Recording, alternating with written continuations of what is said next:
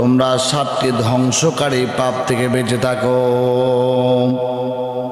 সাহাবায়ে কেরাম বললেন, ক্বালা ইয়া রাসূলুল্লাহ, ওগো আল্লাহর নবী, 7টি কবিরা গুনাহ মহাপাপ থেকে আমরা বেঁচে থাকবো, এই পাপগুলো কি?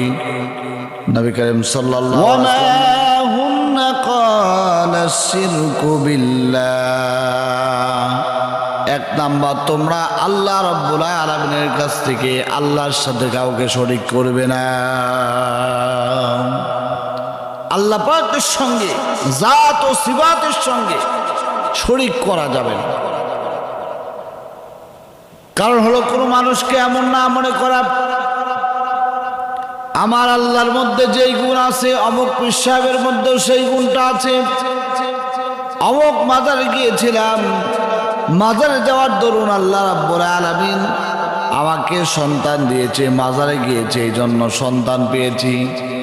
মাজারে গরু দিয়েছি, ছাগল দিয়েছি, এই জন্য আমি সন্তান পেয়েছি। আমার ভাইরা, সন্তান কখনো পীরের মাজারে গিয়ে পাওয়া যাবে না।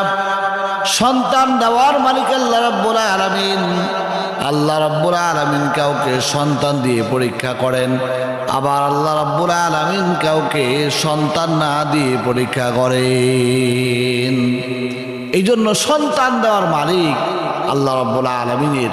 কারণ হলো আল্লাহ পাক রব্বুল আলামিন পয়গম্বর ইব্রাহিম আলাইহিস সালাতু ওয়াস সালাম, আল্লাহ পাক তাকে সন্তান দিয়েছিলেন বৃদ্ধ বয়সে।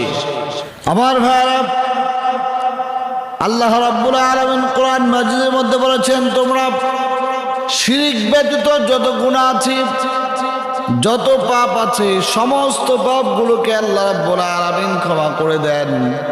কিন্তু শিরকের গুনাহ আল্লাহ রাব্বুল আলামিন কাউকে কখনো ক্ষমা করেন না। কোরআন মাজিদ আল্লাহ পাক রব্বুল আলামিন বলেন, ইন্নাল্লাহা লা ইয়াগফিরু আন ইউশরাকা বিহি ওয়া ইয়াগফিরু মা দুনা যালিকা লিমান ইয়াশা। আল্লাহ রাব্বুল আলামিন বলেন, নিশ্চয় আল্লাহ রাব্বুল আলামিন শিরক ব্যতীত যত পাপ রয়েছে, যত গুনাহ রয়েছে, আল্লাহ রাব্বুল আলামিন সমস্ত গুনাহগুলো ক্ষমা করে দেন। কিন্তু শিরকের গুনাহ আল্লাহ রাব্বুল আলামিন কখনো ক্ষমা করেন না। এই জন্য আল্লাহর সঙ্গে ইবাদতে আল্লাহর সঙ্গে কাউকে শরীক করা যাবে না। আল্লাহ জাত ও সিফাতের সঙ্গে কাউকে শরীক করা যাবে না। রাসূল করিম সাল্লাল্লাহু আলাইহি ওয়াসাল্লাম বলেছেন, 2 নাম্বার হলো ওয়াসিহরু, জাদু করা। নবী করিম সাল্লাল্লাহু আলাইহি ওয়াসাল্লাম বলেন, জাদু করা এবং জাদু শেখা এটা উভয়টা আল্লাহ রাব্বুল আলামিন হারাম করেছেন। লাবিদ নামক একজন ইহুদি নবী করিম সাল্লাল্লাহু আলাইহি ওয়াসাল্লামকে জাদু করেছেন। এই জন্য আল্লাহ রাব্বুল আলামিন সূরা ফালাক এবং সূরা নাস নাযিল করেছিলেন। আমার প্রিয় ভাইরা, দুনিয়াতে কত মানুষকে ক্ষতি করার জন্য জাদু করে। আল্লাহ রাব্বুল আলামিনের বিষয়টা একেবারে হাদিসে নিষিদ্ধ করেছেন। 3 নাম্বার, ওয়াকাতলুন নাফসিল্লাতী হারামাল্লাহু ইল্লা বিল হক। আল্লাহ রাব্বুল আলামিন যাকে হত্যা করতে নিষেধ করেছেন, এমন ব্যক্তিকে বিনা অপরাধে নির্দোষে তাকে হত্যা করা এটা কবিরা গুনাহ। 3 নাম্বার কবিরা গুনাহ হলো মানুষকে অন্যায়ভাবে নির্যাতন করে, জুলুম করে হত্যা করা। 4 নাম্বার হলো আকলুর রিবা, সুদ খাওয়া এবং দেওয়া। সুদের অনেক বড় ভয়াবহতা আছে। রাসূল করিম সাল্লাল্লাহু আলাইহি ওয়াসাল্লাম বলেন, যদি কোনো মানুষ কিঞ্চিত মাত্র সুদ গ্রহণ করে, যদি সুদ খায়, আপন মায়ের সঙ্গে 36 বার জেনা করলে যেই গুনাহ হয় আল্লাহ তাআলা আমলনামায় নাজিল করে দেন, লিখে দেন।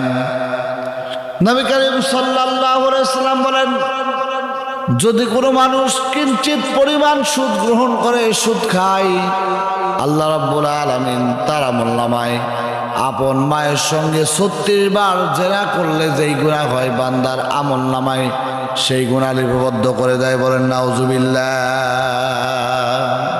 আমার ভাইরা, স্বেচ্ছায় সজ্ঞানে কোন ব্যক্তি তার জ্ঞান মস্তিষ্ক আছে, জ্ঞান আছে, এমন ব্যক্তি সে কখনো মায়ের সঙ্গে ব্যভিচার করতে পারবে না, মায়ের সঙ্গে জেনা করতে পারবে না। কিন্তু আজকে আমাদের 95% মানুষেরও বেশি আজ মানুষ সুদের সঙ্গে যুক্ত হয়ে গেছে। কুরআনুল কারীমে আল্লাহ রাব্বুল আলামিন বলেছেন, আল্লাহ পাক বলেছেন, সুদ যদি কেউ গ্রহণ করে, আল্লাহ রাব্বুল আলামিন তাদের সম্পর্কে বলেছেন সুদের সর্বোচ্চ গুনাহ হলো কিয়ামতের ময়দানে আল্লাহ রাব্বুল আলামিন তাদেরকে বলবেন, আল্লাহ এবং রাসূলের সঙ্গে যুদ্ধের জন্য প্রস্তুতি গ্রহণ করে নাও।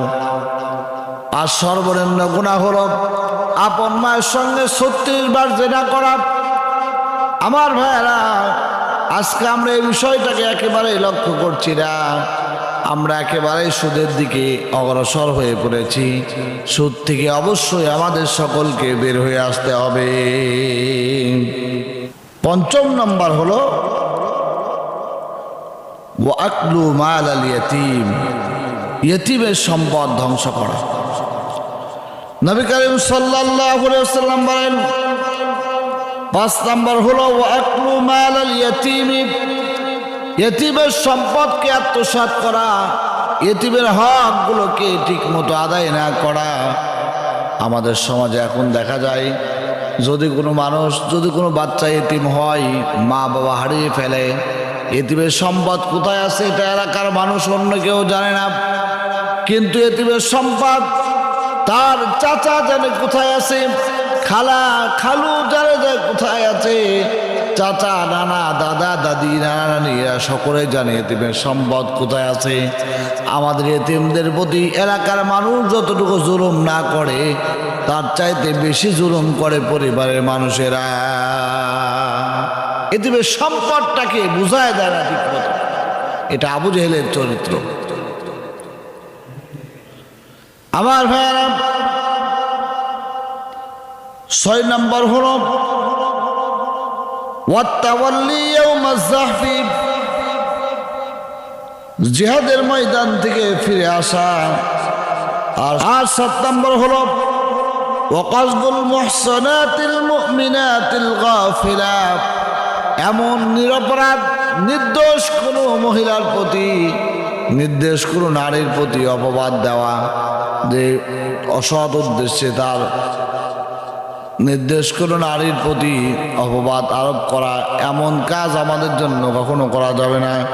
যে 7টি বিষয় বললাম, 7টি বিষয়ের প্রতি আমাদেরকে অত্যন্ত গুরুত্ব সহকারে কবিরা গুনাহ থেকে আমাদেরকে বেঁচে থাকতে হবে। যদি আমরা কবিরা গুনাহ থেকে বেঁচে না থাকি, তওবা নাসুহা না করি, তাহলে আল্লাহ রাব্বুল আলামিনের কাছ থেকে আমাদের ক্ষমা পাওয়ার কোনো আশা করা যায় না।